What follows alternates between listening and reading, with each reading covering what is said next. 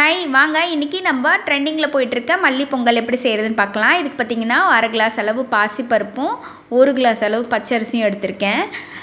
ரெண்டுத்தையும் நல்லா கழுவி எடுத்துக்கிட்டேன். இப்போ பார்த்திங்கன்னா ஒரு கைப்பிடி அளவு கொத்தமல்லி, கொஞ்சோண்டு புதினா, ஒரு பச்சை மிளகா சேர்த்துருக்கேன். நீங்கள் காரத்துக்கு தகுந்த மாதிரி பச்சை மிளகா சேர்த்துக்கோங்க. நான் இப்போ எல்லாத்தையும் தண்ணி விட்டு அரைச்சி அதையும் அளந்து எடுத்துக்கலாம். அளந்து எடுத்தால் தான் நம்ம தண்ணி எவ்வளோ ஊற்றுறோன்னு தெரியும். பார்த்திங்கன்னா இது 1 கிளாஸ் அப்படியே வந்துச்சு. அதுக்கப்புறம் மிக்ஸி கழுவிட்டு 2வது கிளாஸ், அந்த மாதிரி 6 கிளாஸ் தண்ணி ஊற்றிருக்கேன். மொத்தத்தில் 6 கிளாஸ் அந்த ஜூஸோடு சேர்த்து, அப்புறம் பெருங்காயம், மஞ்சத்தூள், உப்பு, நெய் போட்டு நம்ம யூஸ்வலி எப்படி பொங்கலுக்கு வேக வைப்போமோ அதே ப்ராசஸ் தான் எல்லாமே.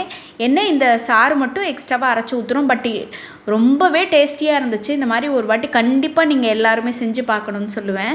செஞ்சிங்கன்னா இதை வாரத்தில் ஒரு வாட்டி ரொட்டீனாக ஆக்கிடுவீங்க.